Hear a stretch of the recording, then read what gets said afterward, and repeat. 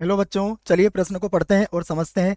निम्नलिखित समाकलनों को हल कीजिए। और हमें एक समाकलन दिया है साइन इनवर्स एक्स और उसके बटे में है 1 - एक्स का वर्ग और पूरे की घातांक के 3/2, अर्थात हमें इसका समाकलन का मान ज्ञात करना है। प्रश्न को हल करने से पहले हम प्रश्न के लिए मुख्य अवधारणा लिख लेते हैं। तो अवधारणा मुख्य अवधारणा में हम खंडत समाकलन का एक सूत्र लिखेंगे, जिसकी सहायता से इस प्रश्न को हम हल भी करेंगे। अर्थात ये हुआ कि यदि हमें दो फलन दिए जाते हैं और हमें उसका समाकलन करना होता है, तो तब हम इस सूत्र का उपयोग करते हैं। तो u गुणा v dx, इसका सूत्र हमें याद होना चाहिए। यह होता है u समाकलन, फिर v dx होगा, उसके बाद माइनस हम u का अवकलन करेंगे तो du बटा dx हो जाएगा, फिर गुणा फिर से होगा v का समाकलन, और फिर जो भी इन दोनों का गुणनफल आएगा उसका पुनः हम एक बार और समाकलन करेंगे और उसके बाद प्लस सी का प्रयोग यहाँ पर कर लेंगे। तो यह सूत्र आप इस प्रश्न के लिए याद रखिएगा। अब जो प्रश्न हमें दिया गया है हम उसको आई के बराबर मानेंगे और फिर हल करेंगे। तो माना आई बराबर हो जाएगा हमारे पास साइन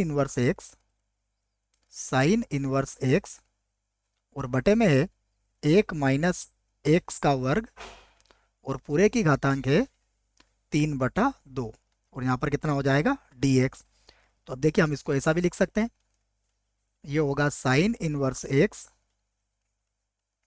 और ये जो घातांक 3/2 है इसका अर्थ होता है 1 - एक्स का वर्ग, और उसके बाद वर्गमूल में आ जाएगा 1 - एक्स का वर्ग। एक घात हमारी एक होगी और एक आधी घात होगी, तो हम इसको इस प्रकार भी लिख सकते हैं। अब हम इसे समीकरण 1 बना लेते हैं।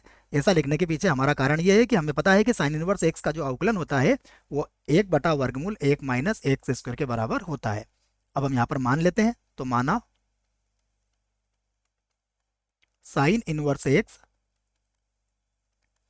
बराबर कितना मान लिया हमने, टी मान लिया।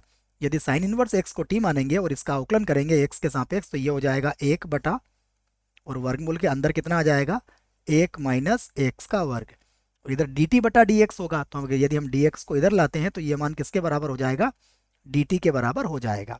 और उसके बाद एक बात और कह सकते हैं आप कि इस स्थिति में यदि आप एक्स का मान निकालेंगे तो कितना निकलेगा, साइन टी के बराबर हो जाएगा। आइए अब हम आई बराबर फिर से लिखते हैं। तो अब मैं लिख दूंगा आई बराबर, देखिए साइन इनवर्स एक्स को हमने कितना माना है, टी माना है। उसके बाद समझिएगा हमारे पास dx बटा वर्गमूल 1 - एक्स स्क्वायर, ये किसके बराबर है, ये हमारे पास आया है dt के बराबर। तो यहाँ पर हम लिख देंगे dt, ये लिख दिया मैंने dt, परंतु अभी हमारे पास बटे में कितना बचा है 1 - एक्स का वर्ग, तो ये 1 - साइन स्क्वायर एक्स के बराबर हो जाएगा। तो इसको लिख दूंगा मैं 1 - साइन स्क्वायर टी, एक्स नहीं बच्चों टी के बराबर हो जाएगा ये। इसको आगे हल कर लेते हैं। तो अब देखिए आई बराबर क्या होगा, ये होगा टी और उसके बाद ये बन जाएगा कॉस स्क्वायर, जब ऊपर जाएगा तो कितना बन जाएगा ये हो जाएगा सेक स्क्वायर टी, और यहाँ पर हो जाएगा डी टी। अब यहाँ पर हम एक बात और समझ लेते हैं कि जब भी हम u और v के लिए सूत्र लगाएंगे तो यहाँ पर हम एक सामान्य सूत्र होता है ये I L A T E, इसके हिसाब से हम u का चुनाव करते हैं।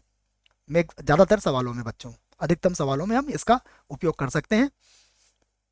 इसमें I का अर्थ होता है प्रतिलोम फलन, L का अर्थ होता है लघुगणकीय फलन, A का अर्थ होता है बीजगणितीय फलन, और उसके बाद T का अर्थ होता है त्रिकोणमितीय फलन, और E का अर्थ होता है चरघातांकी फलन। तो यहाँ पर आप देखेंगे तो हमें T जो है वो हमें दिया हुआ है बीजगणितीय फलन, और जो सेक स्क्वायर टी है ये हमारा त्रिकोणमितीय फलन है। इसका अर्थ ये हुआ कि हम टी को u मान लेंगे और सेक स्क्वायर टी को v मान लेंगे। अब हम यहाँ पर खंडत समाकलन का सूत्र लगा सकते हैं। तो इसी सूत्र की सहायता से मैं यहाँ से लिख दूंगा इसे आई बराबर, सबसे पहले टी को तो वैसे ही लिखा जाएगा, समाकलन में आ जाएगा सेक स्क्वायर टी और डी टी हो जाएगा, फिर माइनस अब हम अवकलन करेंगे टी का, तो ये डी टी बटा डी टी बन जाएगा। उसके बाद फिर समाकलन होगा, तो समाकलन में हो जाएगा सेक स्क्वायर टी और डी टी। अब इनका जो भी गुणनफल आएगा उसका हमें फिर से एक बार समाकलन करना है। तो हम फिर से लिखते हैं आई बराबर, ये होगा टी, हमें पता है सेक स्क्वायर टी का जो समाकलन होता है वो 10t के बराबर होता है, तो ये लिख दिया मैंने इसको 10t।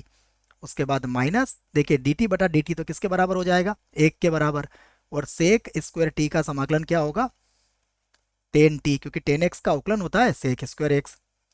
अब 10t का भी हमें समाकलन करना पड़ेगा, तो फिर से लिखता हूं मैं i बराबर, ये हो जाएगा t और गुणा में आ जाएगा 10t और माइनस 10 का समाकलन होता है, ये भी आपको याद होना चाहिए, मैं लिख देता हूं इसको, कि हम जानते हैं कि 10x dx, इसका जो समाकलन होता है वो होता है log सेक x और प्लस सी। तो इस आधार पर मैं इसका समाकलन भी यहाँ पर लिख देता हूँ।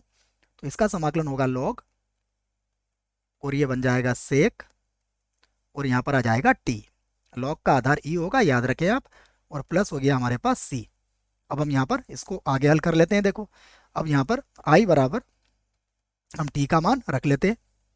तो i बराबर, देखिए t का मान किसके बराबर था, माना था हमने, इसको समझ लेते हैं। t हमारा किसके बराबर था, साइन इनवर्स x के बराबर था। तो इसको लिख दिया मैंने, t का मान हो जाएगा हमारे पास साइन इनवर्स x के बराबर। उसके बाद देखिए हमारे पास जो आया है 10t, 10t किसके बराबर होता है, ये बराबर होता है साइन t और बटे में कितना होता है कॉस t। उसके बाद यहाँ देखिएगा माइनस लॉग सेक है, तो हम इसको लिख सकते हैं कॉस और माइनस आगे ले लेंगे, तो इसको हम क्या लिख देंगे, प्लस लॉग कॉस टी के बराबर लिख देंगे इसको। ये पता है आपको, ये भी सूत्र ही होता है इसका वैसे। तो इसको मैंने प्लस बना दिया और इसको कॉस बना दिया, क्योंकि लॉग एम की पावर एन से ये माइनस हमारा आगे आ जाएगा प्लस सी। प्लस का लिख दिया हमने सी। अब फिर से इसको आगे हल करेंगे, तो आई बराबर, ये तो हो गया साइन इनवर्स एक्स। अब साइन टी किसके बराबर है, साइन टी का मान तो एक्स के बराबर है, और बटे में समझिएगा ये जो कॉस टी होता है ये किसके बराबर होता है, ये होता है वर्गमूल 1 माइनस साइन स्क्वायर टी के बराबर हो जाएगा। इसी प्रकार प्लस यहाँ पर देखिएगा ये लॉग है जिसका आधार ई है, कॉस टी को मैं फिर से क्या लिख लूंगा यहाँ वर्गमूल के अंदर 1 माइनस साइन स्क्वायर टी के बराबर हो जाएगा। ये ऐसा हम क्यों कर रहे हैं, क्योंकि हमें साइन टी का मान दिया हुआ है, ये हमने मान रखा है, यूँ कह सकते हैं आप। अब हम रख देते हैं फिर से आई बराबर, ये लिख दिया हमने एक्स, यहाँ पर आ जाएगा साइन इनवर्स एक्स, और बटे में देखिए क्या होगा, बटे में होगा वर्गमूल के अंदर 1 माइनस एक्स का वर्ग। उसके बाद यहाँ लिखेंगे हम प्लस, ये हो जाएगा लॉग, और अब होगा वर्गमूल, वर्गमूल को घातांक 1/2 भी लिख सकते हैं, तो ये हो जाएगा 1 माइनस एक्स का वर्ग, और इसकी घातांक कितनी हो जाएगी 1/2, और प्लस लगा देंगे हम सी। यही हमारे प्रश्न का उत्तर होगा। आशा करता हूँ आपको इस प्रश्न का उत्तर समझ में आया होगा। धन्यवाद।